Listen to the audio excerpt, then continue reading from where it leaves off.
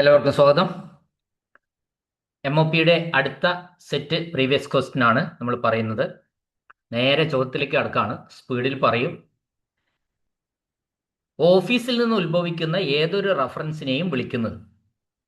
ഓഫീസിൽ നിന്ന് ഉത്ഭവിക്കുന്ന ഏതൊരു റഫറൻസ്. ഓഫീസിൽ നിന്ന് ഉത്ഭവിക്കുക എന്ന് പറയുമ്പോൾ നമുക്കിപ്പോൾ ഒരു ഇത് പറയാം. ഒരു ഓഫീസിലുള്ള ഒരു ജീവനക്കാരൻ പിന്നെ LWAക്ക് അവർ അപേക്ഷ കൊടുത്തു. അതേ ഓഫീസിൽ തന്നെ LWAക്ക് വേണ്ടിയിട്ട് ഒരു അപേക്ഷ കൊടുത്തു. അപേക്ഷ കൊടുക്കുമ്പോൾ അത് നേരിട്ട് അതിൻ്റെ പ്രൊസീജിയർ അനുസരിച്ച് പോകണം ശരിക്കും. അപ്പോൾ അത് തപാലിൽ പോയി നമ്പർ ഇട്ട് അങ്ങനെ പോകേണ്ടത്. അപ്പോൾ അതിനെ നമ്മൾ എന്ത് വിളിക്കാം? ഒരു എറൈസിങ് എന്ന് വിളിക്കാം. അതിൻ്റെ ഉത്തരം ഓഫീസിൽ നിന്ന് ഉത്ഭവിക്കുന്ന ഏതൊരു റെഫറൻസിനെയും വിളിക്കുന്നത് എറൈസിങ് റെഫറൻസ് എന്നാണ്. അടുത്ത ചോദ്യം, നമ്പർ ഇടുന്നതിന് മുമ്പ് ഓഫീസിൽ ലഭിക്കുന്ന ആശയവിനിമയത്തെ ഓഫീസിൽ ലഭിക്കുന്ന ആശയവിനിമയത്തെയാണ് നമ്മൾ തപാൽ എന്ന് പറയുന്നത്. അത് എപ്പോഴും ശ്രദ്ധിക്കേണ്ട കാര്യമാണ് കേട്ടോ. നമ്പറിങ് കഴിഞ്ഞാൽ അത് വേറെ. നമ്പർ ഇടുന്നതിന് മുമ്പ് ഓഫീസിൽ ലഭിക്കുന്ന ആശയവിനിമയത്തെയാണ് തപാൽ എന്ന് വിളിക്കുന്നത്. അടുത്ത ചോദ്യം, അയക്കാൻ ഉദ്ദേശിക്കുന്ന ഏതൊരു ആശയവിനിമയത്തിന്റെ തയ്യാറെടുപ്പ്. അയക്കാൻ ഉദ്ദേശിക്കുന്ന ഒരു കണ്ടന്റ്, അതാണ് നമ്മൾ എഴുതി ഉണ്ടാക്കുന്ന സാധനം. അതിനാണ് നമ്മൾ എന്തു പറയുന്നത്? ഡ്രാഫ്റ്റിംഗ് എന്ന് പറയുന്നത്. അടുത്ത ചോദ്യം, ഓഫീസിലെ തീർപ്പാകാത്ത ഒരു കേസുമായി ബന്ധമില്ലാത്ത പേപ്പർ ഏതാണ്? തീർപ്പാകാത്ത ഒരു കേസുമായിട്ടൊന്നും ബന്ധമില്ല, ഒരു പുതിയ സാധനമാണ്. അപ്പോൾ അതിന് നമുക്ക് എന്ത് പറയാം? ന്യൂ കേസ് എന്ന് പറയാം. New case. അടുത്ത ചോദ്യം, ഒരു തപാലിന് കറണ്ട് നമ്പർ നൽകി പേഴ്സണൽ രജിസ്റ്റർ രേഖപ്പെടുത്തുമ്പോൾ അതിനെ വിളിക്കുന്നത് രജിസ്ട്രി എന്നാണ്. രജിസ്ട്രി. കറണ്ട് നമ്പർ നൽകി PR ചേർത്താൽ അത് എന്തായി? രജിസ്റ്റേർഡ് ആയി. ഓക്കെ. ഏതെങ്കിലും വ്യക്തിക്കോ അധികാരിക്കോ വേണ്ടിയിട്ടുള്ള ആശയവിനിമയങ്ങൾ പകർപ്പെടുത്ത് അയക്കുന്ന പ്രക്രിയയെ ഞാൻ പറഞ്ഞു, പകർപ്പെടുക്കുക അയക്കുക, പകർപ്പെടുക്കുക അയക്കുക. എന്താ വാക്ക്? ഇഷ്യൂ. അതിനാണ് ഇഷ്യൂ എന്ന് പറയുന്നത്. അടുത്ത ചോദ്യം, പേരെഴുതിയ കവറുകളും രഹസ്യം എന്ന് അടയാളപ്പെടുത്തുകയും തുറക്കാൻ അധികാരമുള്ളവർ ആരാണ്? പേരെഴുതിയ കവർ, ഒരു അഡ്രസ്സ് വന്നു. ഇപ്പോൾ ഡിസ്ട്രിക്ട് എഡ്യൂക്കേഷണൽ ഓഫീസർ വന്നെങ്കിൽ ആ കവർ തപാലിൽ തുറക്കാം. പക്ഷെ ആ ഓഫീസറിന്റെ പേരാണ് വെച്ചതെങ്കിൽ അത് തുറക്കാൻ, അല്ലെങ്കിൽ സീക്രട്ട് എന്ന് എഴുതണം. ഇത് രണ്ടിലായാലും തുറക്കാൻ അധികാരമുള്ളവരെന്ന് പറഞ്ഞാൽ ആ മേൽവിലാസക്കാരൻ തന്നെയായിരിക്കണം. അടുത്ത ചോദ്യം, ഒരു സെക്ഷൻ ക്ലർക്ക് ലഭിക്കുന്ന കറണ്ട് ഒരു രജിസ്റ്ററിൽ രേഖപ്പെടുത്തുന്നത് ഏത് രജിസ്റ്ററിലാണ് രേഖപ്പെടുത്തുന്നത്? അത് പേഴ്സണൽ രജിസ്റ്ററിലാണ്. അടുത്ത ചോദ്യം, ഏതെങ്കിലും പേപ്പർ തീർപ്പാക്കാത്ത കേസുമായി ബന്ധപ്പെട്ടതാണെങ്കിൽ ക്ലർക്ക് ആ പേപ്പർ ചേർക്കുന്നത് ഏത് ഫയലിലാണ്? തീർപ്പാക്കാത്ത കേസുമായി ബന്ധപ്പെട്ട ഒരു പേപ്പർ വന്നാൽ ക്ലർക്ക് അത് ഏത് ഫയലിൽ രേഖപ്പെടുത്തും? അത് കറണ്ട് ഫയലിലേക്ക് ചേർക്കും. അടുത്ത ചോദ്യം, പ്രധാനപ്പെട്ടതും പ്രയാസകരവുമായ കേസുകളിൽ ക്ലർക്കുമാർ ആരുടെ വാക്കാലുള്ള ഉത്തരങ്ങളാണ് സ്വീകരിക്കുന്നത്? പ്രധാനപ്പെട്ടതായിരിക്കും. പ്രയാസകരവുമായിട്ടുള്ള ചില കേസുകളിൽ ക്ലർക്കുമാർ വെറുതെ അങ്ങ് നോട്ട് എഴുതുക മാത്രമല്ല, വാക്കാലുള്ള ചില ഉത്തരങ്ങൾ, നിർദ്ദേശങ്ങളൊക്കെ അവർ സ്വീകരിക്കും ഒരു അന്തിമമായിട്ട് എടുക്കുമ്പോൾ. അപ്പോൾ ആരുടെ വാക്കാലുള്ള നിർദ്ദേശങ്ങൾ അല്ലെങ്കിൽ ഉത്തരങ്ങളാണ് അത് സൂപ്രണ്ടിന്റെ വാക്കാലുള്ള നിർദ്ദേശങ്ങളും ഉത്തരങ്ങളും ഒക്കെ സ്വീകരിക്കും. ഉന്നതാധികാരികൾക്ക് അയക്കാൻ ഉദ്ദേശിച്ചുള്ള ഫെയർ കോപ്പികളിൽ ഒപ്പിടുന്നത് ഹെഡ് ഓഫ് ഓഫീസ്. നമ്മൾ പറഞ്ഞതാണ്. അടുത്ത ചോദ്യം, തീർപ്പാക്കിയ ഫയലുകൾ സൂക്ഷിക്കുന്നത് ഏത് മുറിയിലാണ്? റെക്കോർഡ് റൂമിലാണ്. ഒന്നും പറയേണ്ട ആവശ്യമില്ല, എല്ലാവരും നല്ല റെഡി ആയിട്ടുണ്ടാവും ഇപ്പോൾ. അടുത്ത ചോദ്യം, മറുപടി അയക്കേണ്ട എല്ലാ പരാമർശങ്ങളും സൂക്ഷിക്കുന്നത് എവിടെയാണ്? മറുപടി അയക്കേണ്ട എല്ലാ റഫറൻസുകളും സൂക്ഷിക്കുന്നത് എവിടെയാണ്?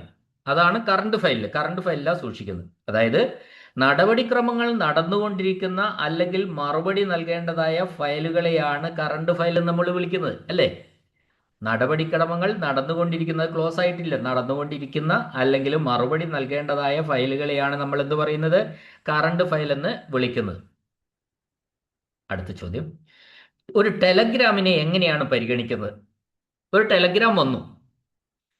ടെലഗ്രാം ഇപ്പോൾ തീരെ ഇല്ല, എന്നാലും ഒരു ക്വസ്റ്റ്യനിൽ വന്നുകൊണ്ട് ഞാൻ പറയാം. ഒരു ടെലഗ്രാം വന്നാൽ അതിനെ നമ്മൾ എന്തായിട്ട് പരിഗണിക്കണം?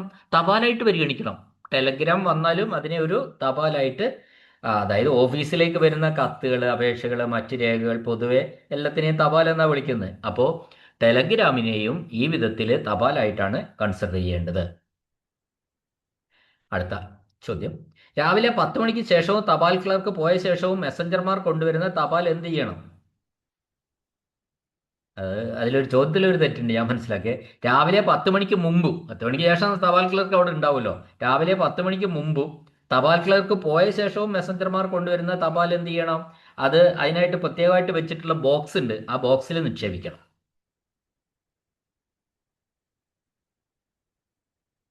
ഇപ്പോൾ ഓഫീസ് സമയത്ത് തപാൽ ക്ലർക്ക് ഇല്ലാത്ത സമയങ്ങളിൽ രേഖകൾ സുരക്ഷിതമായി വെക്കാൻ ഇത്തരം ഒരു സംവിധാനമാണ് നല്ലത്. അവിടെ ഇവിടെ മേശപ്പുറത്തൊന്നും ഇടാതെ ഒരു ബോക്സിൽ നിക്ഷേപിച്ചാൽ തപാൽ ക്ലർക്ക് വരുന്ന സമയത്ത് നേരിട്ട് അതെടുത്ത് നമ്പർ ഇട്ട് എൻട്രി നടത്താൻ വേണ്ടി കഴിയും. ഡിസ്ട്രിബ്യൂഷൻ രജിസ്റ്ററിന്റെ ഫോറം എത്രയാണ്? Form number 1 distribution register. ഓർമ്മിക്കുക, ഡിസ്ട്രിബ്യൂഷൻ രജിസ്റ്റർ ഫോറം നമ്പർ 1. അപ്പോൾ എന്താ ഡിസ്ട്രിബ്യൂഷൻ രജിസ്റ്റർ? MOP പ്രകാരം, അതായത് ലഭിക്കുന്ന തപാലുകൾ രജിസ്റ്റർ ചെയ്യാനും വിതരണം ചെയ്യാനുമുള്ള ഔദ്യോഗിക ഫോം നമ്പർ 1. ആ ഫോർമാറ്റിലുള്ള ബുക്കാണ്, രജിസ്റ്റർ ആണ് എന്ത്? Distribution register. അടുത്ത ചോദ്യം, ചെറിയ ഓഫീസുകളിൽ തപാൽ സമയബന്ധിതമായി വിതരണം ചെയ്യാൻ എത്ര ഡിസ്ട്രിബ്യൂഷൻ രജിസ്റ്ററുകൾ ഉപയോഗിക്കാം? ചെറിയ ഓഫീസിൽ ഒരു ഡിസ്ട്രിബ്യൂഷൻ രജിസ്റ്റർ മതി. അടുത്ത ചോദ്യം, ഡിസ്ട്രിബ്യൂഷൻ രജിസ്റ്ററിലെ ഏത് കോളത്തിന് കീഴിലാണ് റെക്കോർഡ് കീപ്പർക്ക് ഒപ്പിട്ട് പേപ്പർ കൈമാറുന്നത്? ഡിസ്ട്രിബ്യൂഷൻ രജിസ്റ്ററിൽ എല്ലാം കഴിഞ്ഞ് ഏത് കോളത്തിലാണ് റെക്കോർഡ് കീപ്പർക്ക് ഒപ്പിട്ട് പേപ്പർ കൈമാറുന്നത്? അത് കോളം നമ്പർ 5. അതായത് ഈ കോളം ഡിസ്ട്രിബ്യൂഷൻ രജിസ്റ്ററെ 5ാമത്തെ കോളത്തിൽ ഫയലുകൾ സ്വീകരിക്കുന്ന വ്യക്തിയുടെ ഒപ്പ് വാങ്ങുന്നത് രേഖകൾ കൈമാറിയതിന് സ്വീകരിച്ചതിനുള്ള തെളിവാണ്. അവിടെ ഒപ്പ് പിന്നെ സ്വീകരിക്കുന്ന വ്യക്തി എന്ന് പറയുന്നത് ഇവിടെ പറഞ്ഞതനുസരിച്ച് റെക്കോർഡ് കീപ്പറാണ്. പണം ചെക്ക് എന്താ? സെക്യൂരിറ്റി രജിസ്റ്ററാണ്. ഒന്നും പറയേണ്ട കാര്യമില്ല, ചോദ്യം കേൾക്കുമ്പോൾ അറിയാം. അപേക്ഷകളിൽ പതിച്ചിട്ടുള്ള സ്റ്റാമ്പുകൾ എന്തു ചെയ്യണം? അതിന് ഇംഗ്ലീഷിൽ ഡീഫേസ് ചെയ്യാന്ന് പറയാം. ഇപ്പ് നശിപ്പിക്കാമെന്നും അർത്ഥമുണ്ട്. വീണ്ടും ഉപയോഗിക്കാൻ പറ്റാതാക്കുക. അപേക്ഷകളിൽ പതിച്ച് സ്റ്റാമ്പ് പതിച്ചിട്ടുണ്ട്, കോർട്ട് ഓഫ് സ്റ്റാമ്പാണ്, ആ ക്രോസ് ആയിട്ട് 2 വര വരച്ചേക്കുക. അങ്ങനെ വരച്ചാൽ പിന്നീട് അത് ഉപയോഗിക്കാൻ കഴിയില്ല. അപ്പോൾ അതിനെ നമ്മൾ എന്ത് ചെയ്തതായിട്ട് പറയാം? ഡീഫേസ് ചെയ്തതായിട്ട് പറയാം. ആരാ ഡീഫേസ് ചെയ്യേണ്ടത്? തപാൽ ക്ലർക്കാണ് ഡീഫേസ് ചെയ്യേണ്ടത്. അടുത്ത ചോദ്യം, പേഴ്സണൽ രജിസ്റ്ററിന്റെ ഓരോ വോള്യത്തിന്റെയും ഫ്ലൈയിങ് ലീഫിൽ സെക്ഷൻ ക്ലർക്കിന്റെ പേര് മുകളിലായിട്ട് ആര് എഴുതേണ്ടത്? പേഴ്സണൽ രജിസ്റ്ററിൽ 2 പേരുടെ പേര് എഴുതുക. ഒന്ന് ബന്ധപ്പെട്ട ക്ലർക്കിന്റെയും പിന്നെ ആ സെക്ഷന്റെ സൂപ്രണ്ടിന്റെയും. അടുത്ത ചോദ്യം, ഒരു ക്ലർക്കിന് ലഭിക്കുന്ന എല്ലാ അർദ്ധ ഔദ്യോഗിക കത്തുകളും എവിടെയാണ് രജിസ്റ്റർ ചെയ്യേണ്ടത്? അതായത് ഡെമി ഒഫീഷ്യൽ ലെറ്ററുകളൊക്കെ എവിടെയാണ് രജിസ്റ്റർ ചെയ്യേണ്ടത്? അത് പേഴ്സണൽ രജിസ്റ്ററിൽ തന്നെയാണ് രജിസ്റ്റർ ചെയ്യേണ്ടത്. ഒരു രജിസ്റ്ററിലെ ഓരോ പേജിലും സാധാരണയായി എത്ര എൻട്രി? അത് രജിസ്റ്റർ എന്ന് പറഞ്ഞാൽ PR ആണ് ഉദ്ദേശിക്കുന്നത്, പേഴ്സണൽ രജിസ്റ്റർ ആണ് ഇവിടെ ഉദ്ദേശിക്കുന്നത്. എത്ര എൻട്രികൾക്കുള്ള സ്ഥലമായിട്ടിരിക്കുന്നത്? 3 എൻട്രിക്ക് വേണ്ടിയിട്ടാണ്. പേഴ്സണൽ രജിസ്റ്ററിൽ 3 എൻട്രികളാണ് നടത്താനുള്ള സ്പേസ് ഇട്ടിട്ടുള്ളത്. പേഴ്സണൽ രജിസ്റ്ററിലെ ഓരോ എൻട്രിക്ക് ശേഷവും പേജിലുടനീളം വര വരയ്ക്കാൻ ഏത് നിറത്തിലുള്ള മഷിയാണ് ഉപയോഗിക്കുന്നത്? ഓരോ എൻട്രി കഴിയുമ്പോൾ വരയ്ക്കണം. അതെന്ത് വരയ്ക്കണം? ചുവപ്പ് മഷിയിൽ വരയ്ക്കണം. എന്നാൽ മാത്രമേ ഈ എൻട്രികൾ തമ്മിൽ വേർതിരിച്ചറിയാൻ വേണ്ടി കഴിയുള്ളൂ. ചുവപ്പ് മഷിയിൽ വരയ്ക്കുമ്പോൾ സെപ്പറേഷൻ നമുക്ക് വ്യക്തമായിട്ട് മനസ്സിലാവും. അതുകൊണ്ടാണ് ചുവന്ന മഷിയിൽ വരയ്ക്കുന്നത്. അടിയിൽ ഇങ്ങനെ വരയ്ക്കുകയാണ് നീട്ടി. ഒരു ക്ലർക്ക് ഒരു പേപ്പർ ഉയർന്ന ഉദ്യോഗസ്ഥന് സമർപ്പിക്കുമ്പോൾ സമർപ്പിച്ച തീയതി പേഴ്സണൽ രജിസ്റ്ററിലെ ഏത് കോളത്തിലാണ് എഴുതേണ്ടത്? അത് കോളം നമ്പർ 5. ഒരു ക്ലർക്ക് ഒരു പേപ്പറൊക്കെ ശരിയാക്കി ഉദ്യോഗസ്ഥന് സമർപ്പിക്കുന്നു. അങ്ങനെ സമർപ്പിക്കുമ്പോൾ PR അത് എവിടെ എഴുതണം? കോളം നമ്പർ 5 എഴുതണം. അടുത്തത്, പുറപ്പെടുവിക്കുന്ന റഫറൻസിന്റെ സ്വഭാവം പേഴ്സണൽ രജിസ്റ്ററിലെ ഏത് കോളത്തിലാണ് രേഖപ്പെടുത്തേണ്ടത്? റഫറൻസിന്റെ സ്വഭാവമാണ്, റഫറൻസിന്റെ സ്വഭാവം രേഖപ്പെടുത്തേണ്ട കോളം 7. നമ്മൾ മനസ്സിലാക്കേണ്ട ഒരു കാര്യം എന്താണെന്ന് വെച്ചാൽ പേഴ്സണൽ രജിസ്റ്ററിന്റെ 10 കോളങ്ങളും നിങ്ങൾ ബൈഹാർട്ടായിട്ട് പഠിച്ചിരിക്കണം. ആ കോളത്തിൽ നിന്ന് 2, 3, 4 ചോദ്യങ്ങൾ സാധാരണ ഉണ്ടാവും. അപ്പോൾ ഓരോ കോളവും എന്തിനുപയോഗിക്കുന്നുള്ളത് 10 കോളവും ഒന്ന് പഠിച്ചു വെക്കുന്നത് നല്ലതാണ്.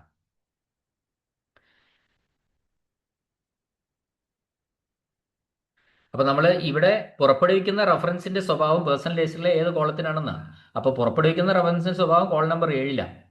അതായത് അയക്കുന്ന കത്തുകൾ അല്ലെങ്കിൽ റഫറൻസുകൾ ഏത് ആവശ്യത്തിനാണെന്ന വിവരം കോളം 7 ഉൾപ്പെടുത്തേണ്ടത്.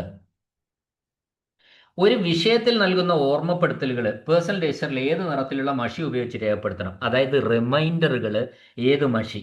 റിമൈൻഡേഴ്സ് അല്ലെ ഓർമ്മപ്പെടുത്തലുകൾ PR ഏത് മഷി വെച്ചിട്ടാ? ചുവന്ന മഷിയാ. ഈ ചുവന്ന മഷിയിൽ നിന്ന് ഉത്തരവുള്ള ഒരുപാട് ചോദ്യങ്ങളുണ്ട് കേട്ടോ. അത് നമ്മൾ ഓർമ്മിച്ചിരിക്കുക. ഏത് മഷി എന്ന് ചോദിക്കുന്നിടത്തൊക്കെ തന്നെയും ചുവപ്പ് മഷിയാണ്. അടുത്ത ചോദ്യം, ലഭിച്ച പേപ്പറിലെ കറണ്ട് നമ്പർ പേഴ്സണൽ രജിസ്റ്ററിലെ ഏത് കോളത്തിലാണ് രേഖപ്പെടുത്തേണ്ടത്? Current number രേഖപ്പെടുത്തേണ്ടത് PR-ലെ 2ാം കോളത്തിലാണ്. അടുത്ത ചോദ്യം, ഒരു ഫയൽ തീർപ്പാക്കിയതിന്റെ സ്വഭാവം പേഴ്സണൽ രജിസ്റ്ററിൽ ഏത് നിറത്തിലുള്ള മഷിയിലാണ് രേഖപ്പെടുന്നത്? കണ്ട, വീണ്ടും ചുവപ്പ് മഷിയിലാണ് ഫയൽ തീർപ്പാക്കി കഴിഞ്ഞാൽ അതിന്റെ സ്വഭാവം എഴുതുന്നത്. നമുക്കറിയാലോ, ലാസ്റ്റ് കോളത്തിലാണ് അത് എഴുതുക, ചുവപ്പ് മഷിയിലാണ് എഴുതേണ്ടത്. അത് കഴിഞ്ഞ് എന്ത് ചെയ്യും? ഒന്നാമത്തെ കോളത്തിലെ നമ്പറിന്റെ റൗണ്ടിൽ ചുറ്റിലും റൗണ്ട് വരയ്ക്കും ഒക്കെ ചെയ്യും. അതും ചുവപ്പ് മഷിയാണ്. അടുത്ത ചോദ്യം, താഴെ പറയുന്ന ഏതുതരം പേപ്പറാണ് PR-ൽ ഉൾപ്പെടുത്തേണ്ടതില്ലാത്തത്? അത് താൽക്കാലിക സ്വഭാവമുള്ള പേപ്പർ, പേപ്പേഴ്സ് ഓഫ് എഫിമറൽ ക്യാരക്ടർ ഉൾപ്പെടുത്താൻ പാടില്ല. താൽക്കാലിക സ്വഭാവമുള്ള പേപ്പറുകളിൽ PR-ൽ രജിസ്റ്റർ ചെയ്യേണ്ട ആവശ്യമില്ല. ഇപ്പം അതിനൊരു ഉദാഹരണം പറയാമോ? കാഷ്വൽ ലീവ് ആപ്ലിക്കേഷൻ രജിസ്റ്റർ ചെയ്യേണ്ട ആവശ്യമില്ല. അടുത്തത്, തീർപ്പാകാത്ത കേസുമായി ബന്ധപ്പെട്ട ഒരു പേപ്പർ നിലവിലുള്ള ഫയലിലേക്ക് ചേർക്കുമ്പോൾ തുടക്കത്തിൽ ഏത് നിറത്തിലുള്ള ഫ്ലൈ ലീഫാണ് ചേർക്കേണ്ടത്? തീർപ്പാകാത്ത കേസുമായി ബന്ധപ്പെട്ട ഒരു പേപ്പർ നിലവിലുള്ള ഫയലിലേക്ക് ചേർക്കുമ്പോൾ തുടക്കത്തിൽ ഏത് നിറത്തിലുള്ള ഫ്ലൈ ലീഫാണ് ചേർക്കേണ്ടത്? അത് നീലയാണ്. അതായത് ഒരു പുതിയ പേപ്പറുകൾ ഫയലിൽ ചേർക്കുമ്പോൾ അവ വേർതിരിച്ചറിയാൻ നിശ്ചിത നിറത്തിലുള്ള ഫ്ലൈ ലീഫുകളാണ് ഉപയോഗിക്കുന്നത്. അടുത്ത ചോദ്യം, പ്രസക്തമായ പേപ്പറുകൾ അല്ലെങ്കിൽ വിവരങ്ങൾ ലഭിക്കാൻ ഏത് ഫയലാണ് സഹായിക്കുക? വിവരം കിട്ടാൻ വേണ്ടി പഴയ ഓർഡറുകൾ അതുപോലുള്ള കാര്യങ്ങളൊക്കെ കിട്ടാൻ വേണ്ടി ഏത് ഫയലാണ്? ആ ഫയലിലാണ് നമ്മൾ സ്റ്റോക്ക് ഫയൽ എന്ന് പറയുന്നത്. 2 അല്ലെങ്കിൽ അതിലധികം പേപ്പറുകൾ പിൻ ചെയ്യുമ്പോൾ പിന്നിന്റെ കൂർത്ത അറ്റം എങ്ങനെയായിരിക്കണം? അതായത് ഷീറ്റുകൾക്കിടയിൽ നിൽക്കത്തക്കവണ്ണം മടക്കിയ വെക്കേണ്ടത്. പിന്നിന്റെ അറ്റം ഷീറ്റുകൾക്കിടയിൽ നിൽക്കുന്ന വണ്ണമാണ് ഒന്ന്. മുകളിലോട്ടോ സൈഡിലോട്ടോ പാടില്ല. പുറത്തേക്ക് തള്ളി എന്നാൽ അത് മുറിവുണ്ടാക്കും. അടുത്ത ചോദ്യം, നോട്ട് ഫയലുകളിലെയും കറണ്ട് ഫയലുകളിലെയും പേജുകൾ എങ്ങനെയാണ് നമ്പർ ചെയ്യേണ്ടത്? നമ്മൾ ഇന്നലെയൊക്കെ പറഞ്ഞതാ, സെപ്പറേറ്റ്ലി ആണ്, പ്രത്യേകം നമ്പർ ചെയ്യണം. നോട്ട് ഫയലിന്റെ നമ്പർ വേറെ, കറണ്ട് ഫയലിന്റെ പേജുകൾ വേറെ. നോട്ട് ഫയലിലെ പേജുകൾക്ക് വേറെ നമ്പർ ഇടുക, കറണ്ട് ഫയലിലെ പേജുകൾക്ക് വേറെ നമ്പർ ഇടുക. ഒരു നോട്ടിന്റെ ലക്ഷ്യം എന്താണ്? ഒരു കുറിപ്പ് അല്ലെ നോട്ട് എഴുതുന്നതിന്റെ ലക്ഷ്യം എന്താണ് എന്നാണ് ചോദ്യം. അപ്പോൾ ഒന്നാമത്, വിഷയം വ്യക്തമായി അവതരിപ്പിക്കുകയും സംക്ഷിപ്തവും കൃത്യമായ രൂപത്തിൽ വിവരങ്ങൾ നൽകുകയും ആ വിഷയത്തിന്റെ മുൻകാല ചരിത്രവും ചർച്ച ചെയ്യേണ്ട കാര്യങ്ങൾ ഉൾക്കൊള്ളിക്കുകയും ചെയ്യും, അല്ലേ? അതാണ് ഇതിനകത്ത് പറഞ്ഞിട്ടുള്ളത്. അടുത്ത ചോദ്യം, ഒരു ഓഫീസർ നോട്ടിന്റെ മാർജിനിൽ ചോദ്യം ചോദിക്കുമ്പോൾ ക്ലർക്ക് എവിടെയാണ് മറുപടി നൽകേണ്ടത്? ഞാൻ പറഞ്ഞ ചോദ്യമാണിത്. ക്ലർക്ക് നോട്ടിന്റെ തുടർച്ചയായിട്ടാണ് മറുപടി നൽകേണ്ടത്. ക്ലർക്ക് ആദ്യം ഒരു നോട്ട് എഴുതി ഓഫീസർക്ക് സമർപ്പിച്ചു. ഓഫീസർ അത് വിശദമായിട്ടൊന്ന് പഠിച്ചു. അപ്പോൾ ഓഫീസർക്ക് 1-2 സംശയങ്ങൾ ഉണ്ടായി. അത് ചോദ്യ രൂപത്തിൽ ഈ നോട്ടിന്റെ 1/3 മാർജിൻ ലെഫ്റ്റ് സൈഡിലുണ്ട്, അവിടെ എഴുതി ഓഫീസർ. അപ്പോൾ വീണ്ടും അത് സെക്ഷൻ ക്ലർക്കിന്റെ അടുത്തേക്ക് വന്നു. സെക്ഷൻ ക്ലർക്ക് അതിന് മറുപടി കൊടുക്കേണ്ടതായിട്ടുണ്ട്. ആ മറുപടി എവിടെ എഴുതുമെന്നാണ് ചോദിച്ചത്. സെക്ഷൻ ക്ലർക്ക് നോട്ടിന്റെ താഴെ തുടർച്ചയായിട്ടാണ് ആ മറുപടി എഴുതേണ്ടത്. നോട്ട് ഫയലിന്റെ മുകളിൽ ഏത് നിറത്തിലുള്ള ഫ്ലൈ ലീഫ്? നോട്ട് ഫയലിൽ മഞ്ഞ ഫ്ലൈ ലീഫ് ആയിരിക്കും. നോട്ട് ഫയൽ എന്ന് പറഞ്ഞാൽ തന്നെ അതിന്റെ മുകളിൽ വെക്കുന്ന ഏത് നിറത്തിലുള്ള ഫ്ലൈ ലീഫാന്ന് ചോദിച്ചാൽ മഞ്ഞ നിറത്തിലുള്ള ഫ്ലൈ ലീഫ് ആയിരിക്കും. ഏത് തരത്തിലുള്ള കേസുകളിലാണ് ഉത്തരവുകൾക്കായിട്ട് ഡ്രാഫ്റ്റുകൾ നോട്ടിനോടൊപ്പം വെക്കുന്നത്? അത് ലളിതമായ കേസുകളില്ല. നമ്മളിപ്പോൾ ഒരു നോട്ട് എഴുതുമ്പം തന്നെ അതിന്റെ ഡ്രാഫ്റ്റും അങ്ങ് എഴുതി. അത് പ്രധാനമായിട്ടും എന്താണെന്ന് വെച്ചാൽ ഈ സങ്കീർണമല്ലാത്തതും വ്യക്തമായ തീരുമാനങ്ങൾ എടുക്കാവുന്നതുമായ ലളിതമായ കേസുകളിൽ സമയം ലാഭിക്കുന്നതിനായി നോട്ടിനൊപ്പം തന്നെ ഡ്രാഫ്റ്റും അങ്ങ് തയ്യാറാക്കി വെക്കും. അല്ലാത്ത കേസുകളിൽ എന്താ പ്രശ്നം? ഈ നോട്ട് തയ്യാറാക്കി അത് വളഞ്ഞ വഴിയിൽ അവിടെ പിന്നെ OAമാർ അപ്പുറം കൊണ്ടുപോയി, അവിടെ നിന്ന് ഒപ്പിട്ട് വീണ്ടും അപ്പുറം കൊണ്ടുപോയി, അവിടെ നിന്ന് ഒപ്പിട്ട് വീണ്ടും ഇപ്പുറം വന്നു. അപ്പോൾ നോട്ടിനനുസരിച്ച് പിന്നെ ഡ്രാഫ്റ്റ് എഴുതാൻ തുടങ്ങി, അതും ഇതുപോലെ പോയി തിരിച്ചു വരണം. ഇങ്ങനെയുള്ള പ്രശ്നങ്ങളുണ്ട്. അപ്പോൾ ഈ തീരുമാനം കാര്യമായിട്ടൊന്നുമില്ല, വളരെ ലളിതമായ കേസാണ്. അതിപ്പോൾ പിന്നെ സെക്ഷൻ ക്ലർക്ക് ആയാലും സൂപ്രണ്ട് ആയാലും ഓഫീസർ ആയാലും ഒക്കെ തീരുമാനിക്കുന്ന ഒന്ന് തന്നെയെന്ന് ഉറപ്പുള്ള ചില കേസുകളുണ്ട്. അതായത് ലളിതമായ കേസുകൾ. ആ കേസുകളിൽ എന്ത് ചെയ്യും? നമ്മൾ ഡ്രാഫ്റ്റിനൊപ്പം തന്നെ പിന്നെ നോട്ടിനൊപ്പം തന്നെ ഡ്രാഫ്റ്റും ഒന്ന് എഴുതി വെക്കും. ഓക്കെ. അടുത്ത ചോദ്യം, ഡ്രാഫ്റ്റ് എഴുതുമ്പോൾ പേപ്പറിന്റെ മാർജിൻ എത്രയായിരിക്കണം? ഡ്രാഫ്റ്റ് എഴുതുമ്പോൾ പേപ്പറിന്റെ മാർജിൻ എന്ന് പറയുന്നത് പകുതി മാർജിൻ ആയിരിക്കണം. അതായത് ഔദ്യോഗിക രേഖകൾ, ഡ്രാഫ്റ്റ് എന്ന് പറഞ്ഞാൽ ഔദ്യോഗിക രേഖയാണ്. ഔദ്യോഗിക രേഖകൾ തയ്യാറാക്കുമ്പോൾ ഒരു വശത്ത് പകുതി മാർജിൻ വിടണമെന്നാണ് ചട്ടം. അപ്പോൾ അത് പുതിയ ചോദ്യമാണ്. ഇപ്പം ഞാൻ കഴിഞ്ഞ ഈ അടുത്ത ക്ലാസ്സുകളിലൊന്നും പറഞ്ഞിട്ടില്ല. ഡ്രാഫ്റ്റ് എഴുതുമ്പോൾ പേപ്പറിന്റെ മാർജിൻ എത്രയായിരിക്കണം? പകുതി, ഹാഫ് മാർജിനായിട്ട്. അടുത്ത ചോദ്യം, എല്ലാ ഡ്രാഫ്റ്റ് കത്തുകളുടെയും ടൈറ്റിൽ എവിടെയാണ് എഴുതേണ്ടത്? ഓരോ കത്തിന്റെയും മുകളിലാണ്. എല്ലാ ഡ്രാഫ്റ്റ് കത്തുകളുടെയും ടൈറ്റിൽ എവിടെയാണ് എഴുതേണ്ടത്? ലെറ്ററിന്റെ മുകളിൽ എഴുതേണ്ടത് ഹെഡ് ഓഫ് എവരി ലെറ്റർ, ഓരോ കത്തിന്റെയും മുകളില്. അതായത് ഒരു കത്തിന്റെയോ ഡ്രാഫ്റ്റിന്റെയോ പ്രധാന വിഷയം വ്യക്തമാക്കാൻ വേണ്ടി അതിന്റെ തുടക്കത്തിൽ ഹെഡ് ഭാഗത്തായിട്ട് ഈ ടൈറ്റിൽ എഴുതണം. അടുത്ത ചോദ്യം, ഒരു ഒരു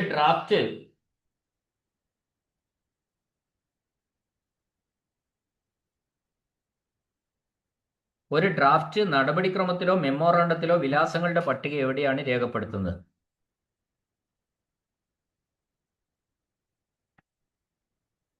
ലെഫ്റ്റ് ഹാൻഡ് സൈഡിൽ. അപ്പോൾ നമ്മൾ ഈ വിലാസങ്ങളുടെ ഈ ചോദ്യം നിങ്ങൾ ശ്രദ്ധിക്കണം. ഒരു ഡ്രാഫ്റ്റ് നടപടിക്രമത്തിലോ മെമ്മോറാണ്ടത്തിലോ വിലാസങ്ങളുടെ, ഈ ഡ്രാഫ്റ്റ് കിട്ടേണ്ട ചില വ്യക്തികളുണ്ട്. അത് പ്രൊസീഡിങ്സ് ആയിക്കോട്ടെ, മറ്റ് മെമ്മോറാണ്ടം ആയിക്കോട്ടെ, ഏതായാലും അത് കിട്ടേണ്ട, ആ ഉത്തരവുകൾ കിട്ടേണ്ട കുറച്ച് വ്യക്തികൾ ഉണ്ടാവും. അപ്പോൾ അവരുടെ പേര് എവിടെയാണ് രേഖപ്പെടുന്നത്? അത് ഈ ഡ്രാഫ്റ്റിന്റെ ഏറ്റവും താഴെ ഇടതുവശത്തായിട്ട് നമ്മൾ എഴുതാറുണ്ടല്ലോ. കോപ്പി ടു ഇന്നത് 1, 2, 3, എന്നിട്ട് ആ 3 പേർക്കും അയച്ചു കൊടുക്കും. എന്നിട്ട് ഓരോരുത്തരുടെ അയക്കുന്നതിന്റെ മുകളിൽ അവരുടെ പേര് ടിക്ക് ചെയ്യുകയും ചെയ്യും. അപ്പൊ ഇതാണ് ഏറ്റവും താഴെ ഇടതു ഭാഗത്തായിട്ടാണ് അത് എഴുതുന്നത്. അതായത് കത്തുകൾ, ഈ നടപടിക്രമം, ഈ പ്രൊസീഡിങ്സ് അല്ലെങ്കിൽ ഈ മെമ്മോറാണ്ടം, ഈ കത്ത് ആർക്കൊക്കെ അയക്കണം എന്ന് സൂചിപ്പിക്കുന്ന വിലാസമാണ് ഈ കത്തിന്റെ ഏറ്റവും താഴെ ഇടതുവശത്ത് ഏറ്റവും താഴെയായിട്ട് രേഖപ്പെടുത്തുന്നത്. അടുത്ത ചോദ്യം, എൻ ഡിസ്പോസൽ അല്ലെങ്കിൽ എൻ റെഫറൻസ് എന്നാൽ എന്താണ്? അതായത് രേഖകൾ ഒറിജിനലായിട്ട് തന്നെ പുറത്തേക്ക് അയക്കുന്നു. ഒരപേക്ഷ കൊടുത്തു, ഉദാഹരണം ഒരു അപേക്ഷ നമ്മൾ കൊടുത്തു.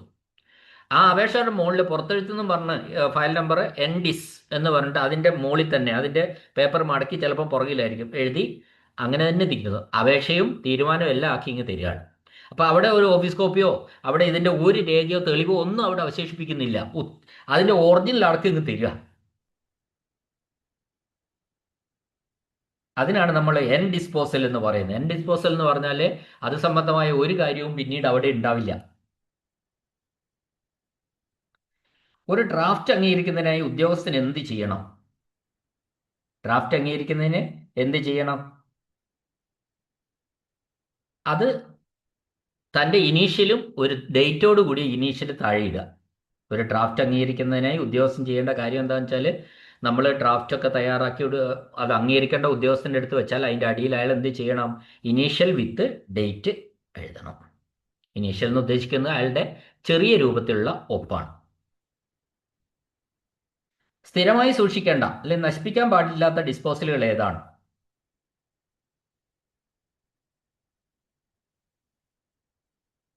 ഡീഡിസ് ഡിസ്ട്രോയ് ചെയ്യാത്ത അല്ലെങ്കിൽ സ്ഥിരമായി പെർമനന്റ്ലി സൂക്ഷിക്കേണ്ടത് എന്നാണ് ഇതിന്റെ ഒരു അർത്ഥം.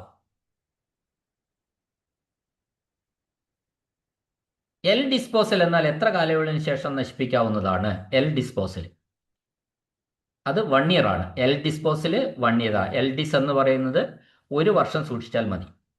കെ ഡിസ്പോസലോ 3 വർഷമാണ്. 10 വർഷം സൂക്ഷിക്കേണ്ടത് ഡി ഡിസ്പോസലാണ്.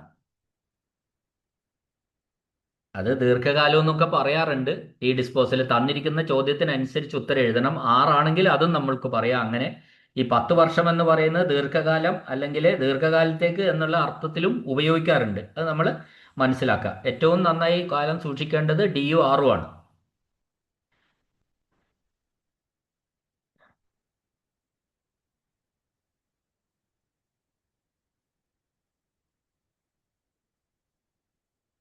ഏത് ഫയലുകളാണ് ഇൻഡെക്സ് ചെയ്യേണ്ടാത്തത്? ഇൻഡെക്സ് ചെയ്യേണ്ടാത്തത് എന്നും എക്സ്എൻ എൻ എന്നൊക്കെ പറയുന്ന ഡിസ്പോസലുകൾ ഇൻഡെക്സ് ചെയ്യേണ്ടാത്തതിൽ വരുന്നതാണ്. ഏത് ഡിസ്പോസൽ ജാക്കറ്റിന്റെ ഏത് ഭാഗത്താണ് വകുപ്പിന്റെയും ഓഫീസിന്റെയും പേര് രേഖപ്പെടുത്തേണ്ടത്? അപ്പൊ നമ്മൾ ഈ ജാക്കറ്റിൽ ഫയലുകൾ വെച്ച് സീൽ ചെയ്ത് സൂക്ഷിക്കുന്ന ഒരു രീതിയുണ്ട്. അതിൽ ഏത് ഭാഗത്താണ് വകുപ്പിന്റെയും ഓഫീസിന്റെയും പേര് രേഖപ്പെടുത്തേണ്ടതാണ്. അതിന്റെ ഏറ്റവും പുറത്ത്, ജാക്കറ്റിന്റെ പുറത്താണ് അത് രേഖപ്പെടുത്തേണ്ടത്.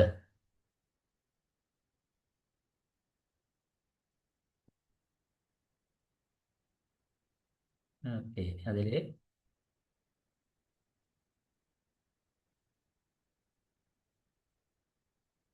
ഇത്രയും ചോദ്യങ്ങളാണ് ഞാൻ ഇതിൽ എടുത്തിട്ടുള്ളത്. നോക്കട്ടെ, അതിൽ ഒന്ന് രണ്ട് സംശയങ്ങൾ വന്നിട്ടുണ്ട്. ഉണ്ടെങ്കിൽ അടുത്ത ക്ലാസ്സിൽ ഞാൻ അതിൻ്റെ ക്ലാരിഫിക്കേഷൻ തരാം. നോക്കട്ടെ. ഓക്കെ, ക്ലാസ് കേട്ട എല്ലാവർക്കും നന്ദി, നമസ്കാരം.